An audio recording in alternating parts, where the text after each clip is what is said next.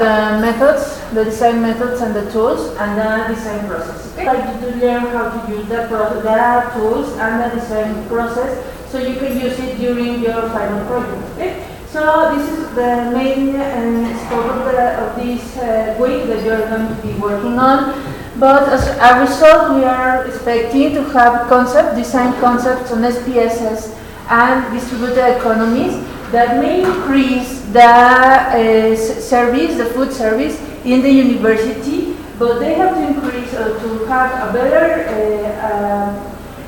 better quality for every stakeholders, not only for the consumers, but think about the ones who are involved with all the process that has to happen so you can have food service in the university. Okay? So think about everybody who is involved in this process and how can we get a better quality of life and a better quality of food here in the university. Okay?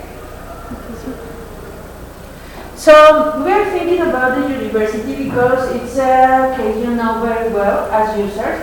So we were thinking of the main stakeholders in the university. Think about the cafeteria, no, the one that is used normally by the workers and the students. Think about the gourmet cafeteria or the barrateria, gourmet cafeteria.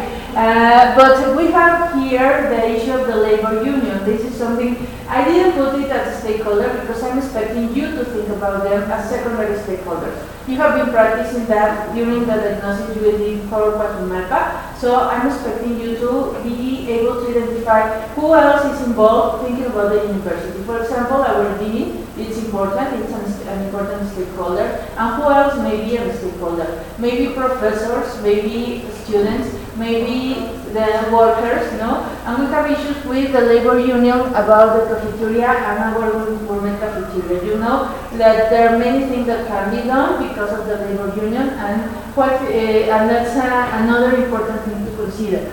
The other thing is that los kioscos, the other little stores that are all around the university, they are not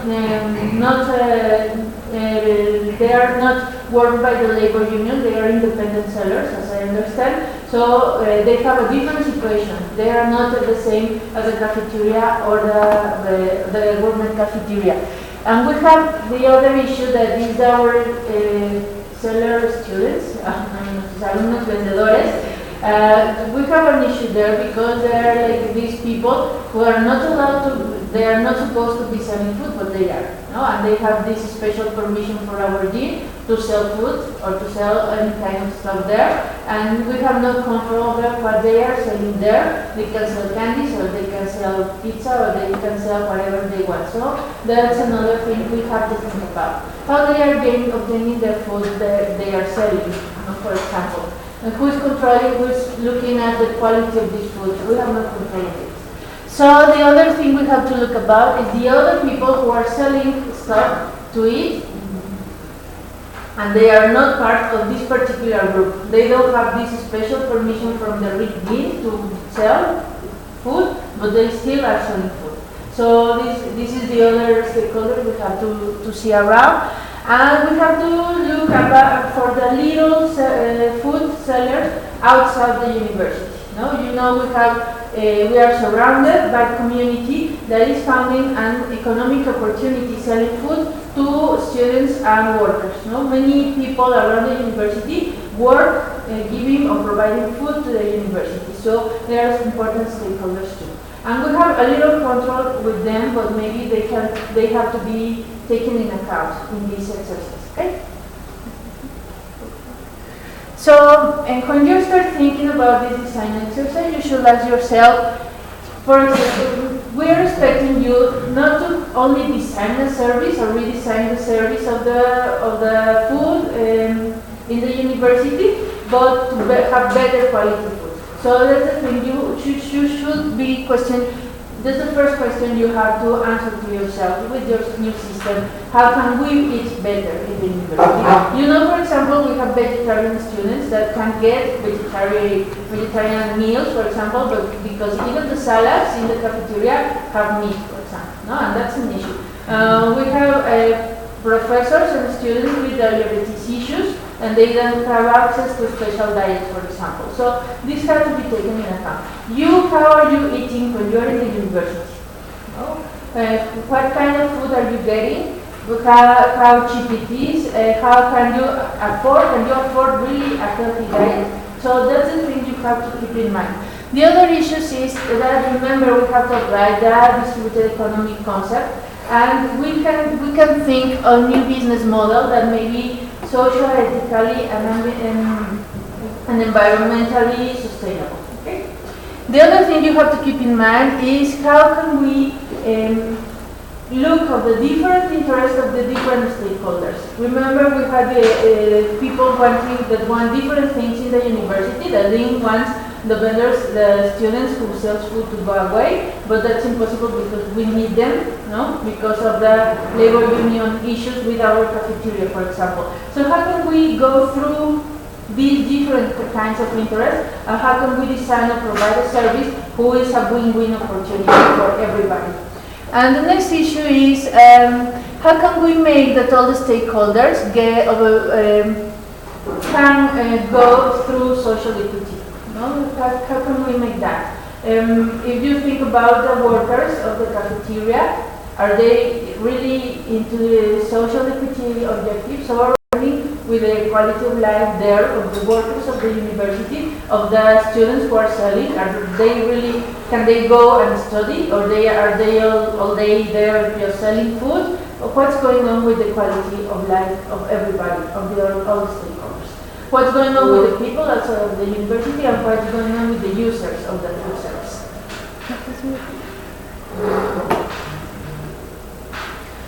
So, I will present something about the analysis of the food case in Mexico, but it will happen later. Now, I would like us to go through the design methods and tools. Okay?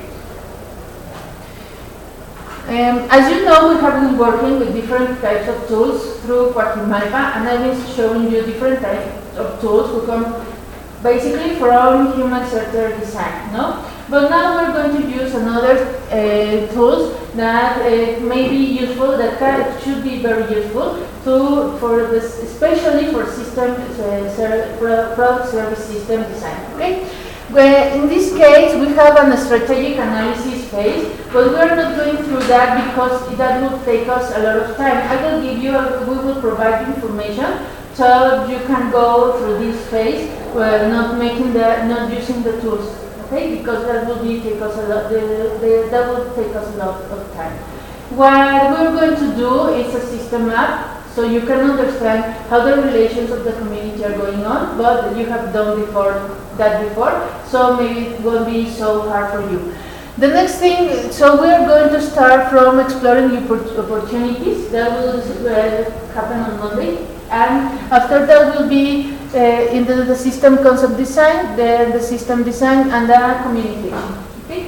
So we can go through all the other phases the next week. So the exercise tool we are going to use is the innovation diagram, the SPSS, and then distributed economy. We are using the SDO. You have been Carlo and Elisa have been talking to you the last week. No, this tool will be useful. We are helping to generate some ideas and also to evaluate the idea you have been working on and developing. We're going to be using the idea tables, the stakeholder system map.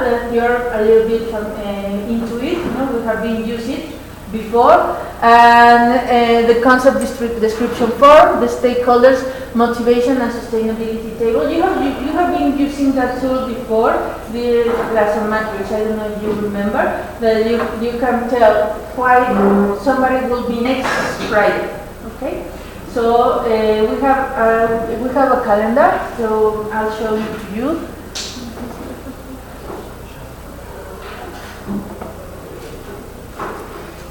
Yesterday, Elisa presented this during her conference. So it's about, so you can generate different ideas about using this tool.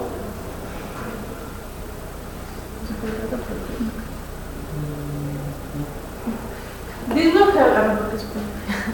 will help you to go through different scenarios, different scenario ideas as presented as yesterday Elisa presented. So you can go through different systems that can be proposed by you. So we will going to use these tools so you can propose different services oriented into different aspects.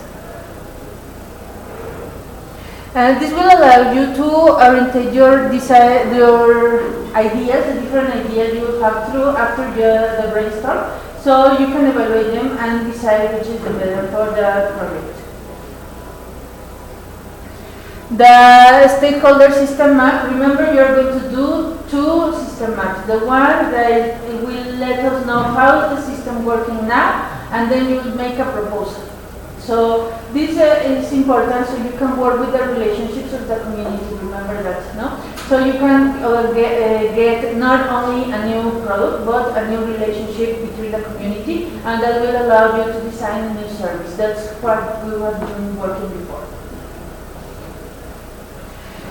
The stakeholders' motivation and sustainability table, as you know, will let you know who is the interest of everybody to be in this system. So everybody, this will become a win-win system for everybody. The interaction storyboard will allow you to see what everybody is going to do in every stage of the service you are going to design. I don't know if you have done blueprints before.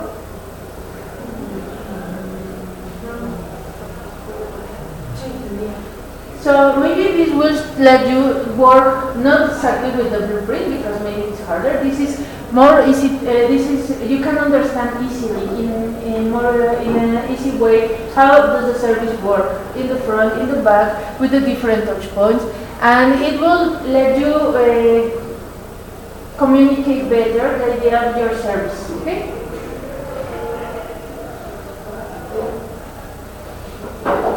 So you can see here the system concept and the different stakeholders and actors involved.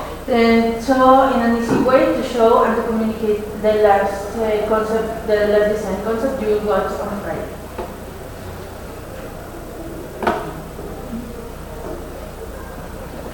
So the process design is planned like this. Today we are going to present our case, our problem, the methods and the tools and the process. We are going to give time, so you will have your teams. You will go work in these teams. They may be different teams. You have been the ones you have been working for Guajimalpa's project. It's okay. No, you don't have to keep the same teams. And we are going to have like our first diagnosis. So we are going to do today a stakeholder system map. So you can see how everybody is doing in the system that is working now in the university. Okay, you will have time to do that, and in the weekend we are expecting you to work through some first ideas of how can this will be redesigned. Okay. After that, no. And the second day that will be this is important. On Friday we will be working with this. On Monday, you will be able to go, we will be in Guajimalpa, but with some activities that are going to happen there. Alejandro won't be available, he will be in Guajimalpa, but I will be available, I will go and came back to the university, so you can work in Lens Lab on Monday. Why in Lens Lab? Because you will access to the computer, you can access the Lens platform, and you can work print if you need to print, you can do whatever you want working. In the Lens Lab, okay? So what we would like you is to start working with this first system of diagnosis and start working in some ideas. How can it be modified? Okay? So we are going to see in our regular class of temas de opción terminal on Thursday. So we are going to do we'll be working through the SDO tool, okay? And we are going to start to work with the idea table, okay? And hopefully, I think we can start also working with the innovation diagram, Okay, we can maybe start working with that, and you can continue working in Alejandro's class through Wednesday, okay, and as homework, of course. And what we were expecting to do on Alejandro's class on Wednesday, is to redesign, to have a new stakeholder system map, as a proposal, okay? And then we are going to do an SPSS concept description form and stakeholders motivation and sustainability table. Okay? So remember, all of this is going to be to evaluate the final concept you're proposing. On Thursday, you can be working in the lab. We won't be here because we have to be in Guatemala, but you can be here in the lab working with the interaction storyboard. You can use the tool that Carlo is proposing to us, or we can use the storyboard app. Okay? Anyway, I'll be in all the sessions with Alejandro to work all of the tools. Alejandro and I will be working together through the next week, and Elisa hopefully can be with us on Tuesday. If we can manage. So we will be. So what we are expecting you is that on Thursday you will be working with the representation of your service. Okay? But remember that the representation of the service implies that you have solved the front, the back, and the touch points. Okay?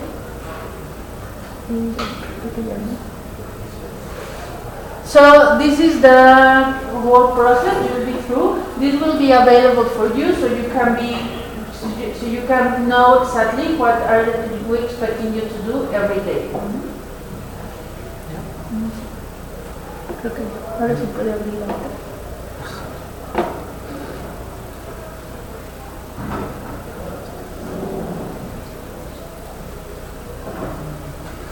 So this will be an interesting because we are almost going to learn the tools altogether because we have been using through last project we have been using another kind of tools. So now that are similar in some ways to this one, but what I like about this one is that are organized and are structured.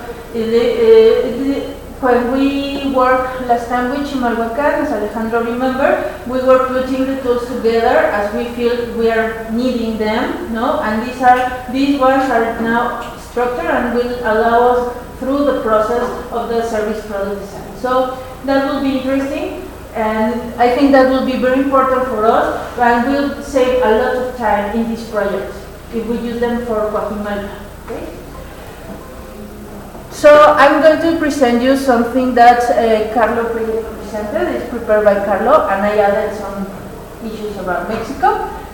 But it's about how the food is processed, what is important issues about sustainability and food. Because we would like you to focus in all the production consumption chain, okay? So this presentation will allow you to think about what's happening in the university, but also outside the university, okay? And especially in our particular context. We can't have the video now, but maybe you can see it later because this is a PDF. So, how is sustainable diets are defined? No, a diet with low environmental impact. You have to think this. You have to keep this in mind because sometimes when we talk about food, especially in our country, we are very attached to social issues like nourishing, diabetes, and we barely think about environmental impacts. But our country has a lot of environmental impacts attached to food production and consumption. That I will explain you later, okay? So think about environmental impact. Think about transportation. For example, corn. Corn is really important to our diet, but do you have any idea where does corn comes, for example? It doesn't come from Mexico anymore. It comes from Africa and it comes very, very far away. So we are having environmental impact there. Brazil. So we don't have enough corn now. Very true. So think about that. Think about meat, for example. Meat is not a product. All the meat we eat is not produced necessarily in Mexico. So it comes from far away, no? And not everybody eats meat in Mexico. So think about these environmental issues attached to food consumption. So diet with low environmental impact, which contribute to food and nutrition security and to healthy life for present and future generations. Remember the sustainability definition, no? Thinking about the present and future generation, you have learned that. And thinking about food and nutrition security. The access to food, the access to our correct nutrition. That is a whole issue in our country. I will talk it about later. So sustainable diets are protective and respectful of the biodiversity and ecosystems. For example, think what's happening with fruits and with all the different kinds of corn we used to have. How many kinds of corn do you eat now? One or two, maybe, because we have this purple corn, no? But it's rare now. But it's well known, it's documented, it's in literature, that when Spanish conquerors arrived to Mexico, we have more than 10 different types of corn, more than 10. And the same happened with cotton. We had different kinds of cotton, and now we don't have it anymore. So we are losing biodiversity, so we are damaging our ecosystems. Culturally acceptable, that's a whole issue for us. Remember, I don't know if I gave you the example of the American cheese and this community in Chiapas. I think they didn't tell you wrong. There's a little community in Chiapas that have problems with kids. They are not well nourished. They have a lot of protein deficit. They don't have enough protein in their daily food. So what the government think is that maybe giving them cheese to make them have more fat and more proteins. So they gave these big bars of cheese, of this American cheese, el queso amarillo, que ustedes conocen, and they gave them to the mothers. And then the doctors came back a month later to see what happened, and they saw the kids are still not having protein and not having enough fat. And when they asked the mother what did they did with the cheese, the mother told that they gave it to the pigs. And they were like, why did you do that? And they told us, because this is not human food. For us, this cheese is not human food, it's for pigs. So the thing is, we are expensing, we are giving a lot of money to things that is not getting the in the right way to our kids that are still denourishing or with obesity issues. Okay, so culturally acceptable, accessible. No, yesterday we were discussing why McDonald's is so successful in Mexico, but it's because it's accessible. No, McDonald's, I don't think many people go there because their kids have fun. No, they can go through these play areas they have. No, it's like a Sunday day for them because they don't have access to other kind of recreation, other kind of food, etc. In Mexico, food is very cheap, but it's very low quality. The cheap food, it has a lot of fat and a lot of carbs.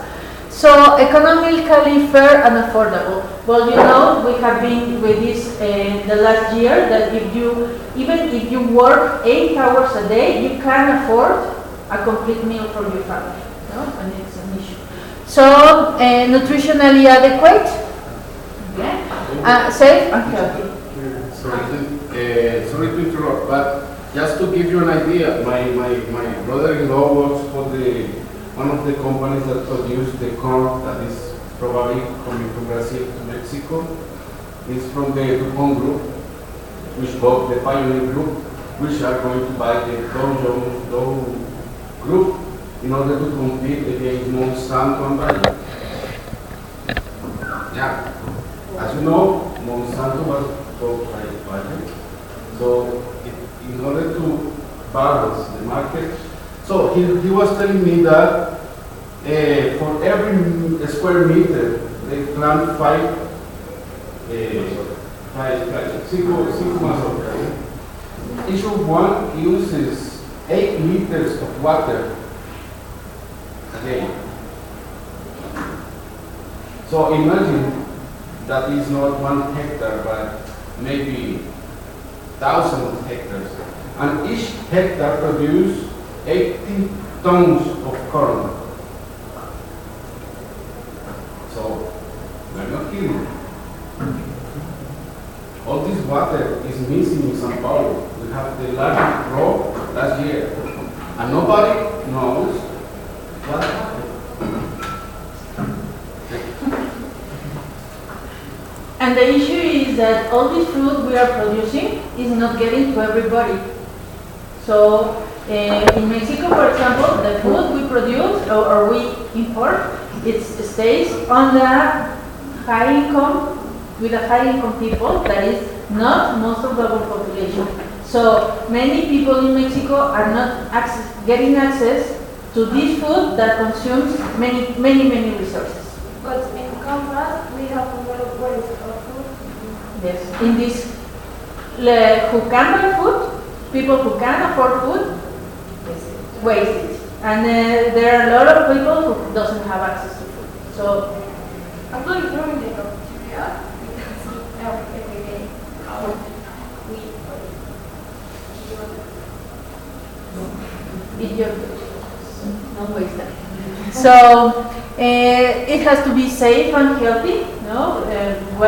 Literally, and safe not only for the ones who sit in it, but for the rest of the people in the chain supply. Because think about what is happening in Argentina, for example, when Monsanto is getting, I don't know if it's more, they are having many agricultural products, and they have found this glyphosate, that is what is used for fertilizer, in mother's milk.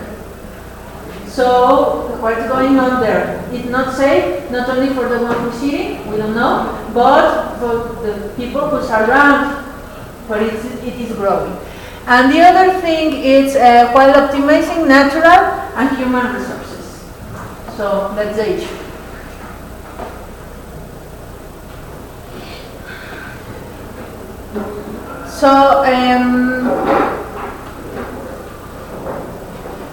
So that's why we have to think in a broader system, including the production, processing, transportation, packaging, preparation, and disposal of food.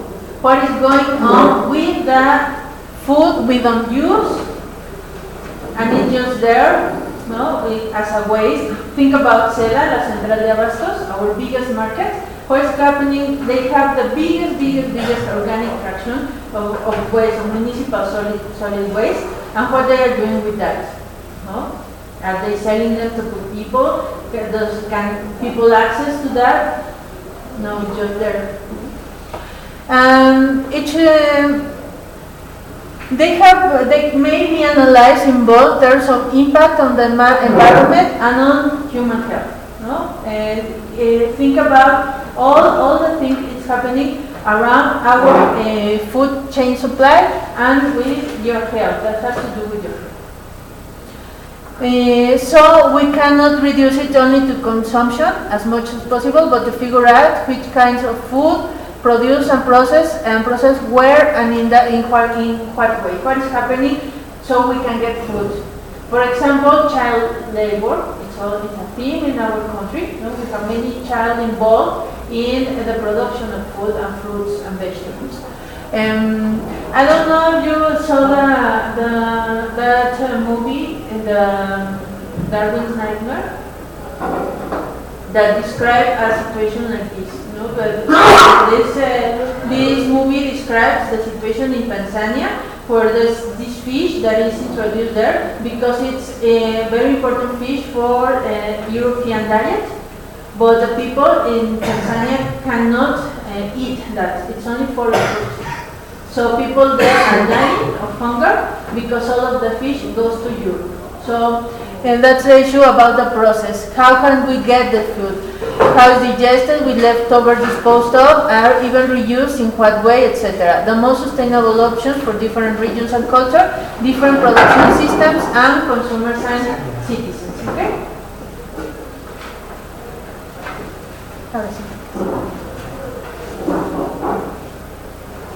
So we are going to talk about the change of the food production and consumption. Okay? Generally, we would like to think in that I talk about the stakeholders, but they are like in retailers. The one in the university talking about the cafeteria and all that. We are talking about, for example, commercial consumers that are the ones who buy the food to prepare it and sell it. And private consumers who are the ones who buy the food, but they will prepare themselves, okay? So we have the retailers, the food processors, the farmers, and there is, I'm missing the cattle, the one who are getting the cattle in grow, the one who are providing the meat, okay? So think about everybody who is before you get the food and who are after. What happened to the food you don't eat? For example, in the cafeteria, Stefania was telling us that there's a lot of food that is wasted there, no?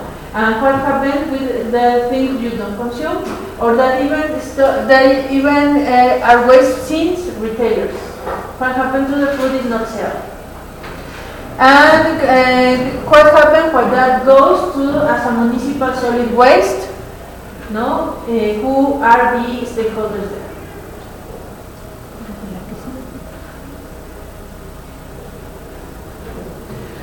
So when we are talking about food production and consumption, we have to think about farmers and cattlemen.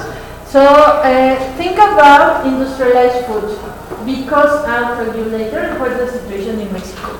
So food production has become an industry. We have to think about that. No? It's now a big world trade industry that has additional processing steps and intermediaries that have been added between farmer and consumer. So think about all, for example, these fruit and vegetables that are sold in packaging.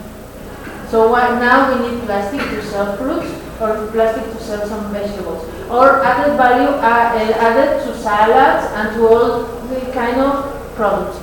So conventional agriculture worldwide is still becoming more intensified, with a greater use of synthetic fertilizers, pesticides, and automated technical devices. Farms are growing in average size. So automated technical devices implies energy use, for example. Food materials are being transported over long distances, what we were talking about, being processed in countries with low labor costs. For example, we have many kinds of fruit, but we sell them outside of the country, if they don't stay here. So they travel all over long distance. So now we are going to talk about what is happening in Mexico with farmers and cattlemen. So the public policy is oriented to import food instead of producing the food the country needs, no? And that's an issue since 1980s, when we start to have this neoliberal politics, who managed to import either than produce. No? That's why now we don't produce the corn, enough corn for all, we don't produce enough vegetables, for example.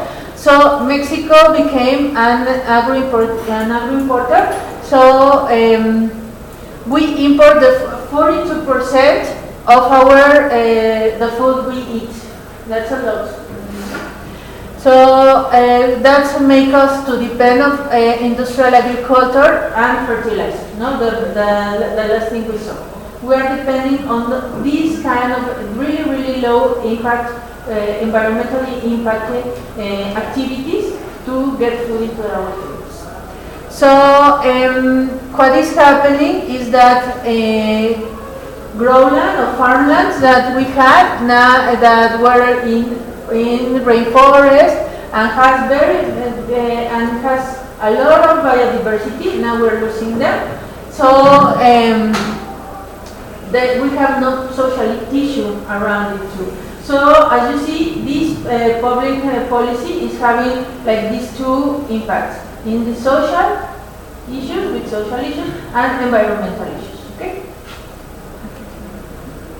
So about the production and consumption, we are having issues from the nourishing and obesity. In Mexico, 14 of every 100 children that are less than 5 years old are denourished, and that they don't are getting enough food. So 7 million of people are in what we call pobreza alimentaria or alimentary pobreza. That's a thing that only exists in Mexico. I think that's a concept that, because in Mexico we have different kind of poor people. So we have poor people that cannot afford food, and we have poor people that can afford, I don't know, recreational activities or something like that. So this kind of poor people can afford even to have food. So 70% of our adult population is obese. So we have this contrast situation. So we don't have an alimentary program, and we left in the hands of the free market the food production. That's why now we are producing, instead of fruit and vegetables, we're producing bread with Bimbo, for example, or cheap potatoes with Sabritas, because that's what the market is demanding. Coca-Cola. So we have a lot of poor people. You know that 70% of Mexicans are poor. So any kind of poor you have will affect directly to what you eat. Since when the families are trying to manage their budget, and it implies changes in what they buy for food. No? For example, you may see that there's poor families that are giving their kid or their babies even, they are feeding them with Coke instead of milk. And you may think, what in the world why this level is doing that? But that has a logic. That's because a Coke is cheaper than milk and has more calories and sugar. So the baby will stay calm more time. If they give them milk, they will be crying for more milk in like an hour. If they give me a Coke, they will be crying for more Coke like in 3 or 4 hours. Okay, so that's the issue with our.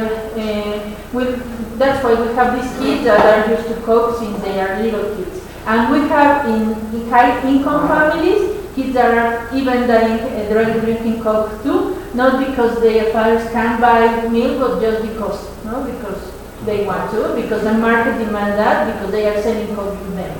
So that's the issue with food in Mexico. Think about that.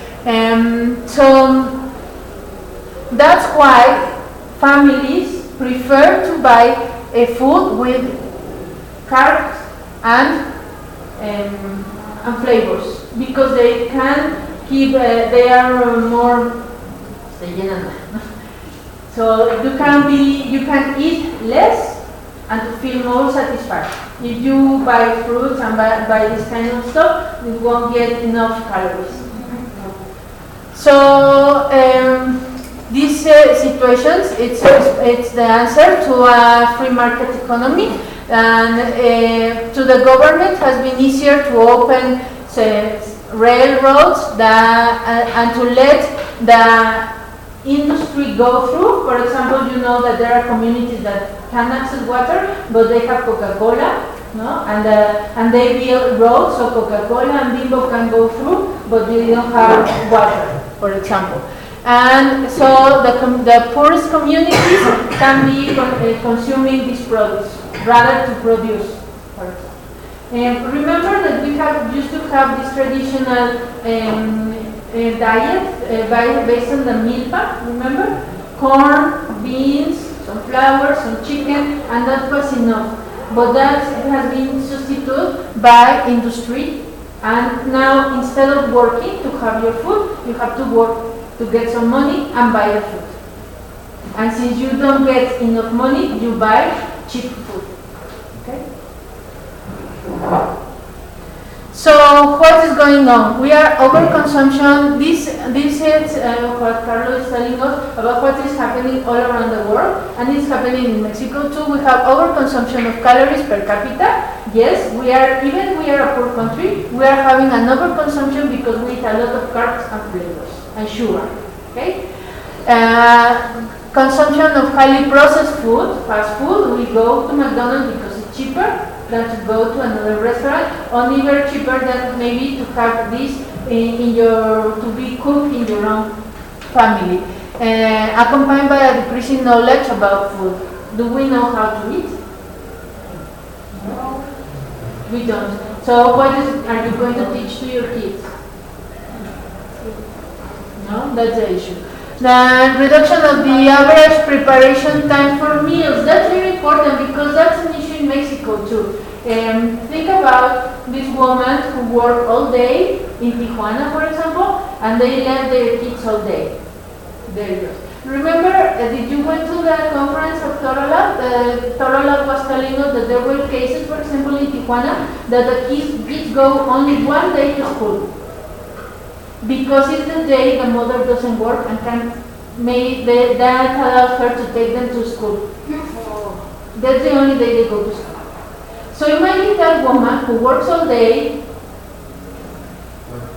What does she eat? Does she has time to prepare the meal? No. Because she has no time even to take their kid to school. Okay? So we have this scenario in Mexico too. And think about the city, think about in your own families. Who can prepare meals? No, maybe your mother work, you have to come here, your father work, your brother work, everybody is working. So who is going to take care of the producing the meals? So increasing awareness of hunger and obesity, health aspects of food. No? We have here hunger and obesity. Even in in really poor families, we have obesity because of our diet. Declining trust in food safety. No, we don't trust what we eat. Some consumption contratrends. This is what is happening as an answer of this scenario. So we have slow food movement to present the strength of the cultural cuisine and tradition, safeguard the local food plants and seeds, and small local farmers and food producers. And now we're having some services like this in Mexico City. There's a service, I think I told you the last class about that. This service that provides you a fresh basket, when it's $3, now full of the vegetables and fruits that are farmed in Mexico City. And you pay a fee, a monthly fee to get this service. So this is like a new trend. Increasing organic food consumption, no, but it's really expensive to buy organic food, but it's happening. But what is important here, for example, is that Herdes, that is really important agro-industrial food, has its own organic brand, and it's Aires del Campo. So that tells us that it's an important market there, because even they are trying to get into this. So increasing awareness of fair trade, no, we have a lot of critics to fair trade from Latin America, but we have now we have more people thinking about how fair are the things they are eating, and think about again about child involved. No? Gustavo, one of the master thesis, he's doing his master thesis, is working with this school here in Mexico City, but the issue is that the main the kids that go to school, they are sons and daughters of people who are going to the Pisca. They work temporarily in the Pisca of the tomato, of the lemon. So there are families that are moving all over the country all the time. So they get into the school, the kid in September, and in December they are like, oh, we are going away but because the Pisca of the tomato just started, and we are taking our kid out. And they came back in June, and they are expecting the school to take the kid. And that's a very difficult situation to what kind of education is going to get the kid, no? So this is the situation we have with fair trade, and they are not paid enough, so they have to be moving, and there's a lot of issues around that. So increasing awareness and relationship with stakeholders in emerging and non-community.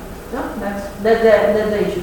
They go away, they have to move their families, they have to move the kids from school, from relationships, to go and work there.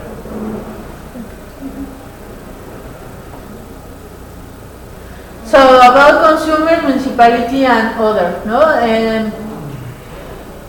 Well, there we have the Italian numbers, but in Mexico City we have also our municipal solid waste inventory hasn't been, it's not have really enough data, because the last time we had a municipal solid waste inventory was about 2000. So it was a long way ago, and there's no, because you know of our situation about municipal waste collection, but we can get some numbers later.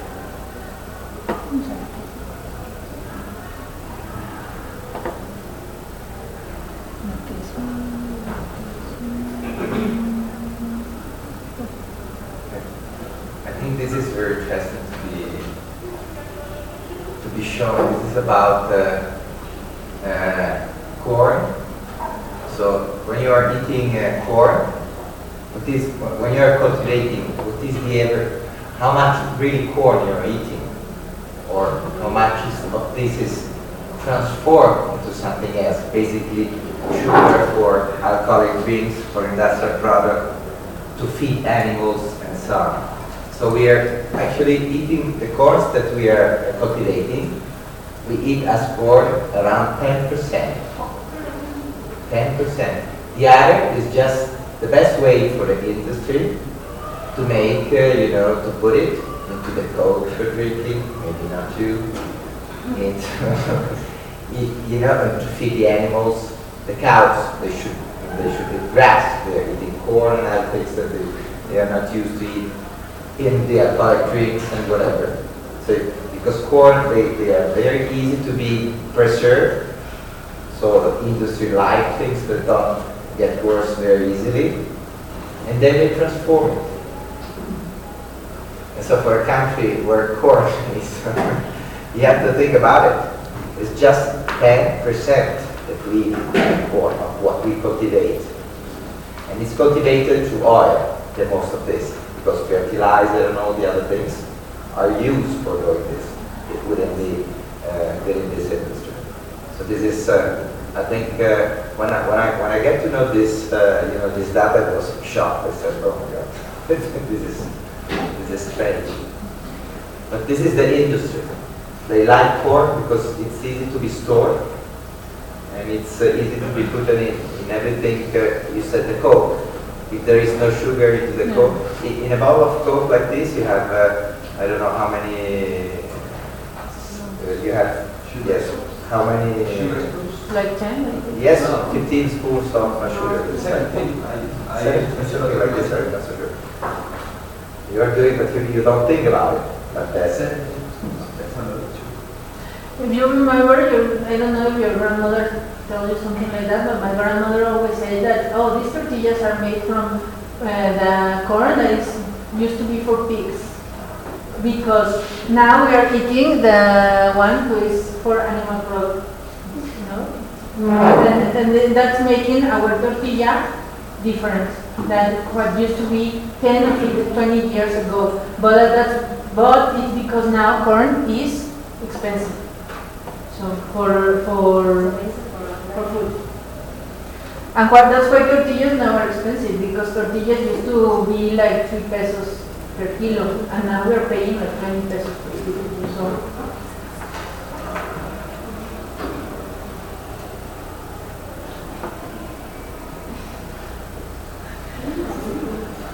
So when you are talking about agriculture, industrialized agriculture, you have to think about the fuel dependency. Remember that we were talking about, for example, you need to transport that, but also you need to manufacture in organic issues.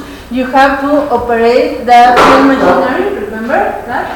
You have to transport, you have to irrigate, you have to grazing, the harvest, you have the crop drying, you have a pesticide production, and you have many issues involved that needs food. So you have to think about that. So think when you're designing your service, think not only what can be done inside the university, but yes, but think about what can be done outside the university in all of this process. Okay?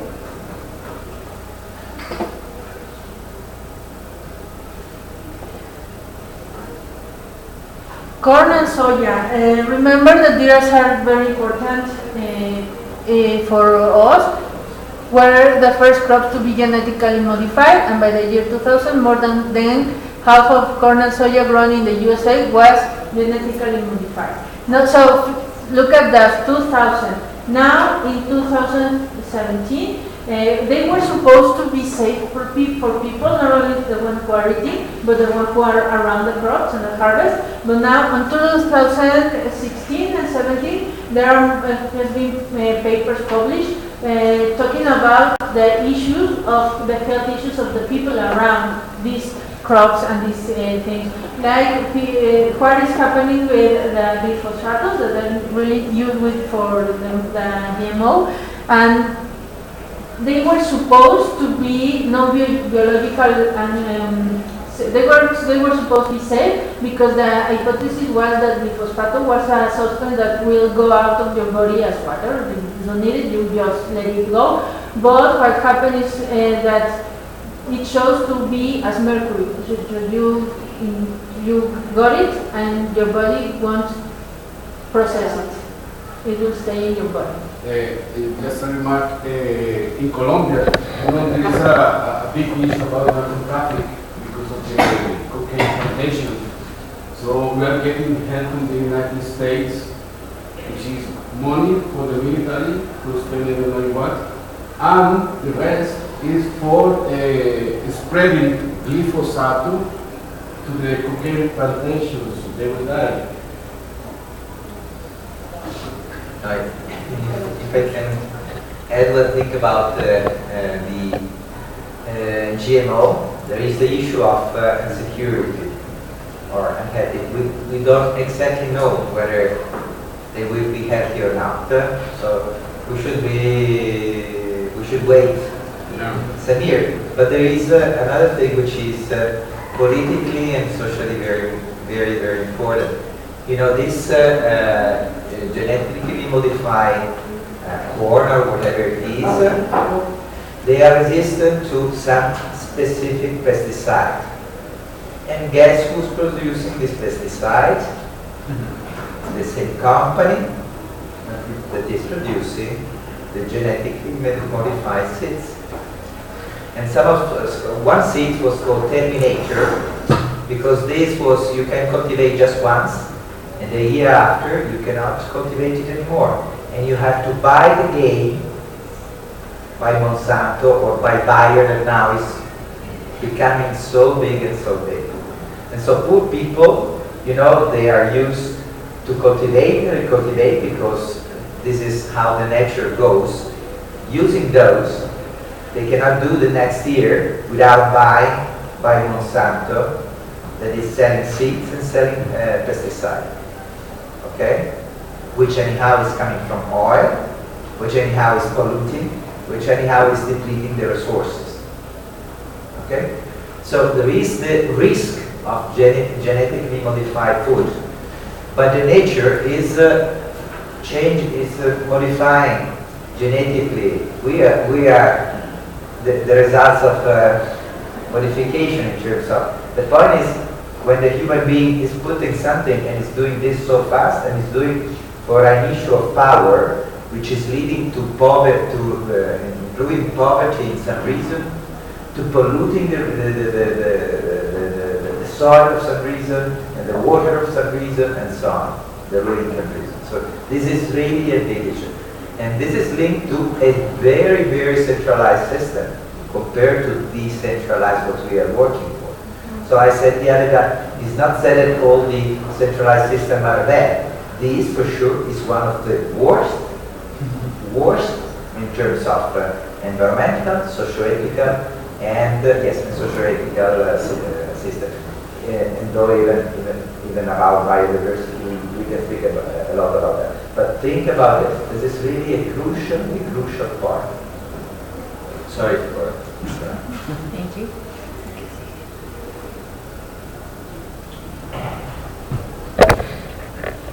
So the key sustainability issue of food system. Okay, what can we take in account to have a sustainable food system?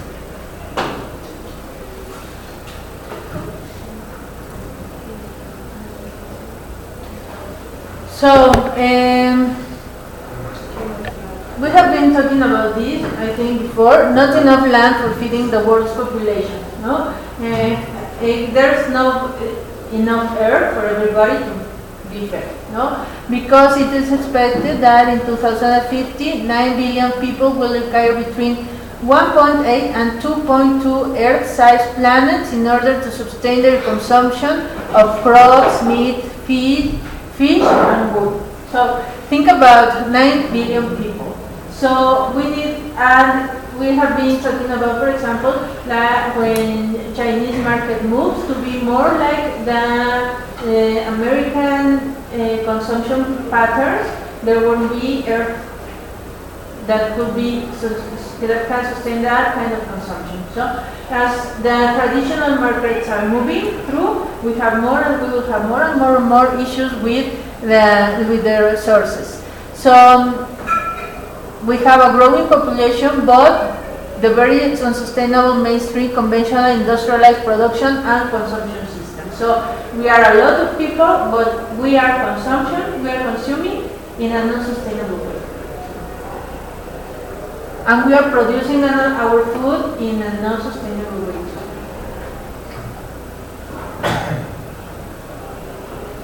So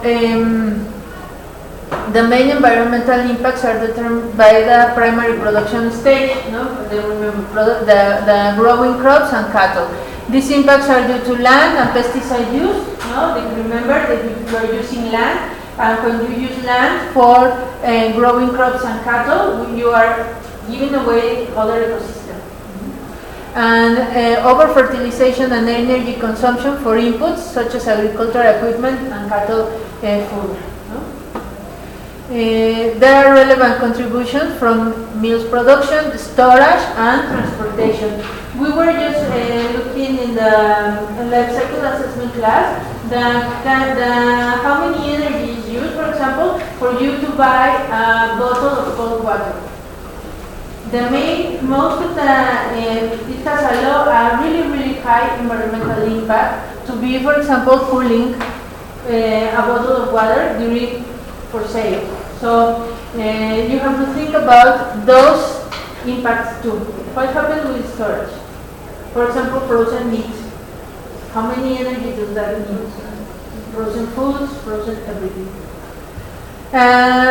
Packaging generally contributes less than 5% to the total energy consumption, but we have impact there. What's happening with packaging? And remember, Mexico is one of we use a lot of packaging for everything. If you go to other countries, they don't use the supermarket bag that we are now used to have every time you go to the supermarket, or even you go to the traditional markets and now they are selling you with these plastic bags and a bag and another bag and another bag.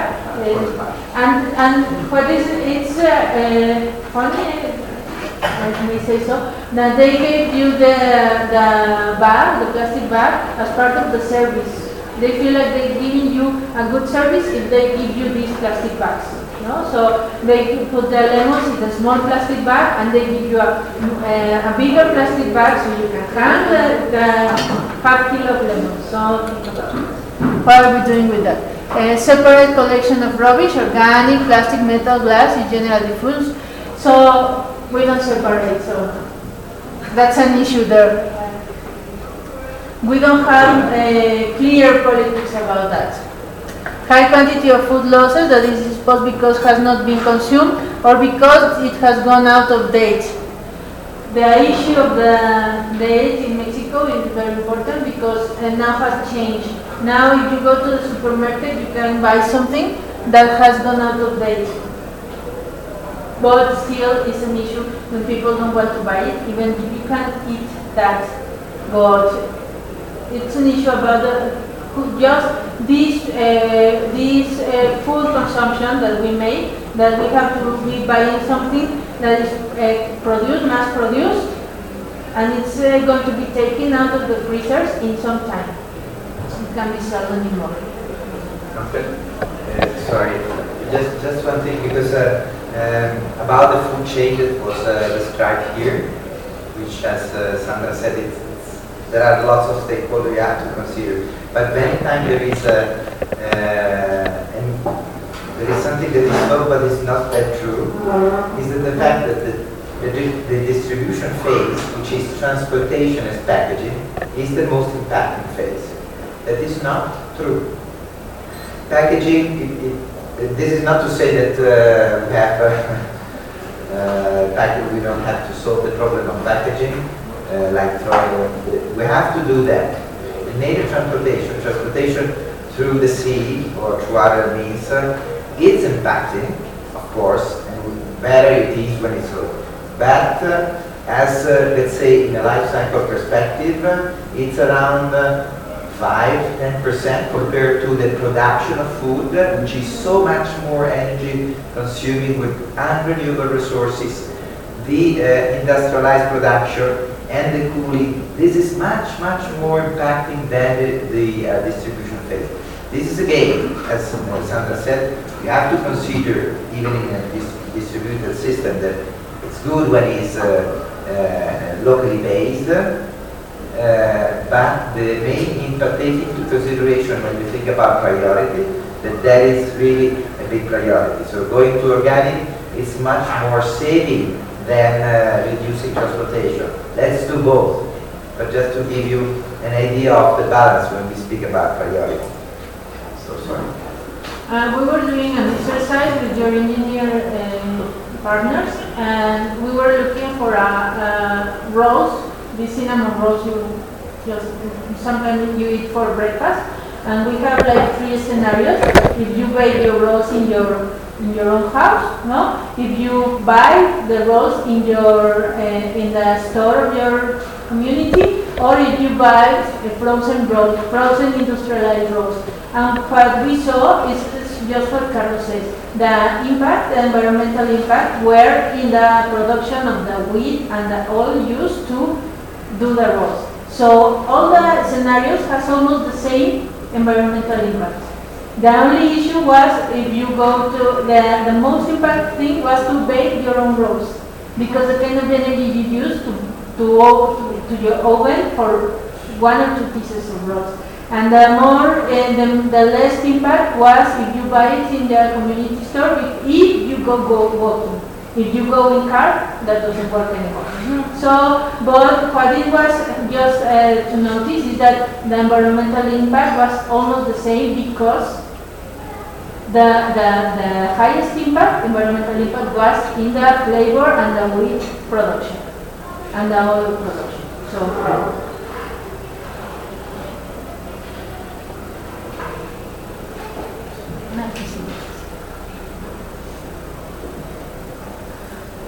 The meat industry. It's the overconsumption of meat is one of the most contributing factors on sustainability.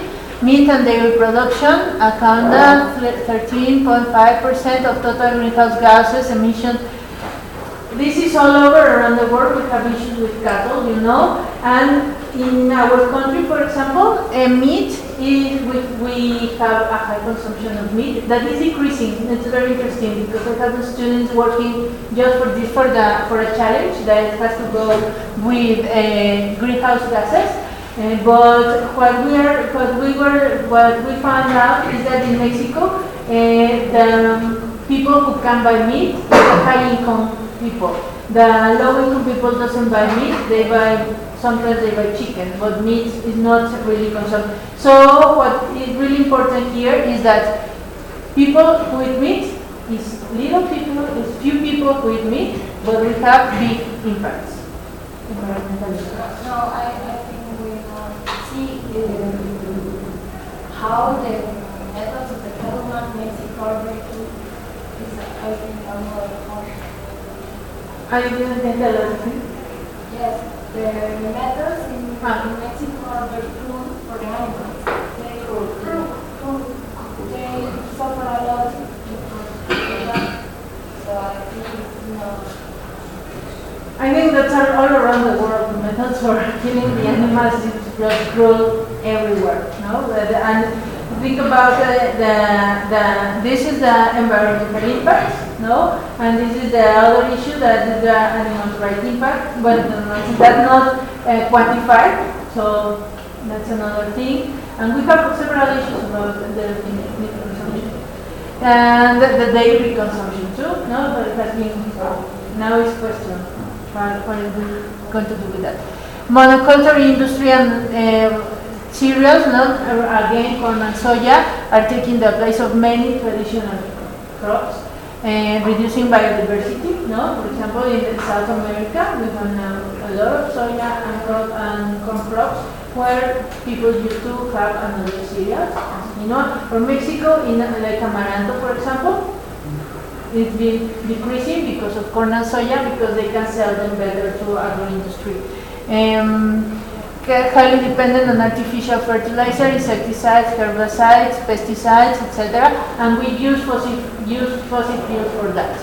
And the main cause of water and soil pollution. So, GMOs, as Carlos explained, no, seeds can contaminate regular crops. We had very important social issues in Chiapas, Oaxaca, and Guerrero because of this. Because what happened is that farmers start to use the GMO corn seeds, and they look to contaminate the other crops, and now the other crops aren't growing anymore. So we have an issue there. So they have to buy the seeds year by year, as Carlos explained, and could introduce new allergenics into foods or contribute to the spread of antibiotic resistance.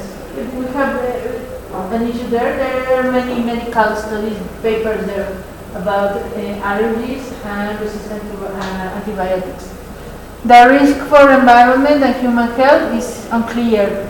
And that's very important because we have papers in both sides. Oh no, GMOs are very safe, or GMOs are not safe at all. So,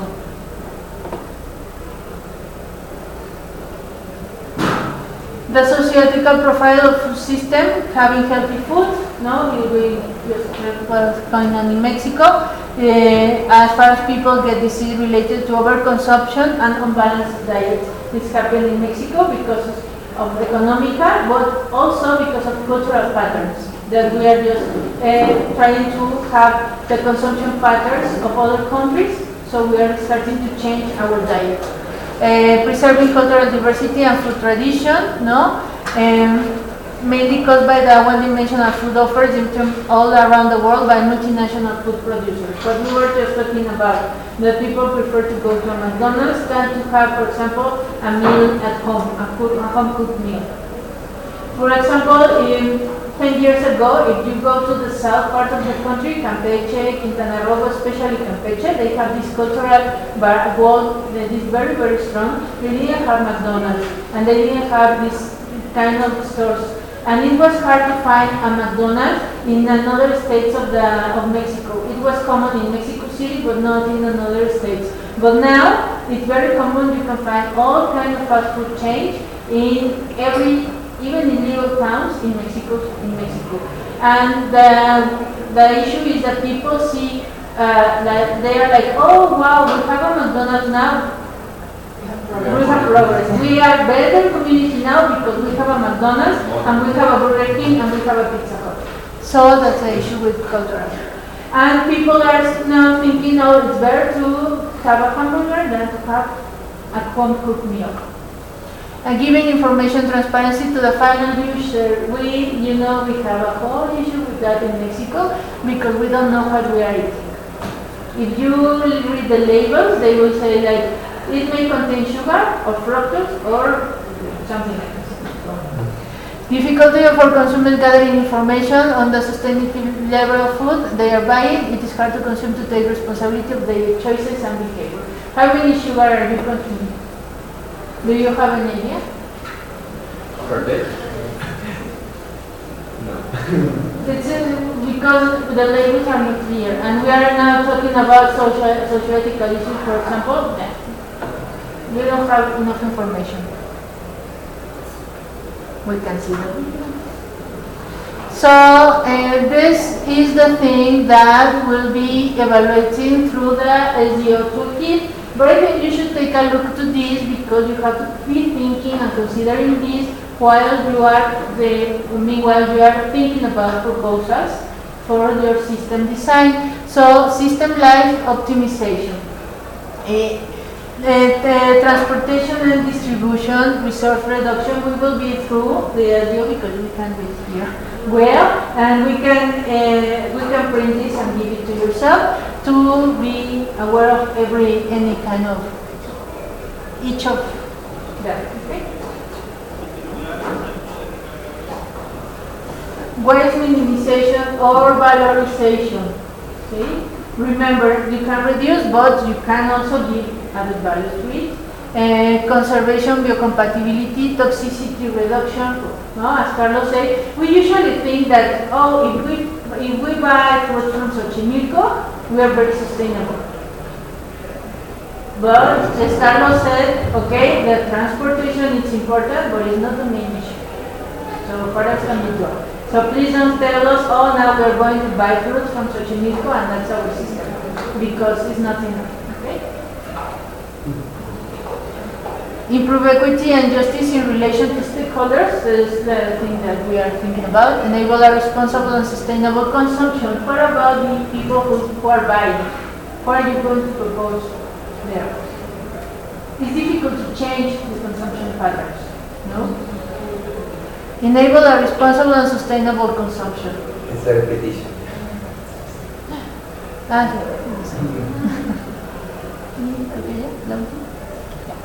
What is the continuation? So we are going to ask you now to start thinking about the system map and use that tool. Maybe you should go out. No, we will give you some like half an hour to go out and see what's going on in the university about the food consumption. Okay, you know it has here, and you are a lot of time here at the university, and have been here for about 3 years, many years, 3 years in the best scenario. So you may know how the university works here. Now, when you have finished, I want to say something. If you need, I think the chief of the section of the cafeteria may be able to ask some questions. He has been very nice to us and not with other exercises, so maybe you can go and ask for them. And as you look around what's going on, when and think about what happened when the meal time has come and everybody is there making a line in the cafeteria and the people who can't, los que no alcanzan la comida, etc. Okay? I just want to add something, maybe it's clear, but all the information that Sandra gave you, Professor Sandra gave you right now, they have been reorganized in relation to the 6 environmental criteria that you can not read now, and the 6 socio-ethical criteria. Because related to those, you will have the idea of the generation table. So you have the problem related to resource reduction, then you generate the idea in relation to this. So you have all the idea organized in relation to the type of idea that you have to generate. So it's the same that you have been listening by Sandra before, but reorganized in terms of the strategy you will be as designer trying to generate idea. So it's the same, you don't read, but it's the same that Sandra just said before. Reorganized in relation to those criteria that you could be working on, okay, to generate idea. So that it makes easier for you, for studying the life of the problem, these are the problem. So what can I generate idea related to this? So that is to make it easier. And this is how we work. We will collect information, then we gather in relation to the criteria that are useful for design. Okay? Not just to add this little thing, because they were not able to read this, but I know what's there inside.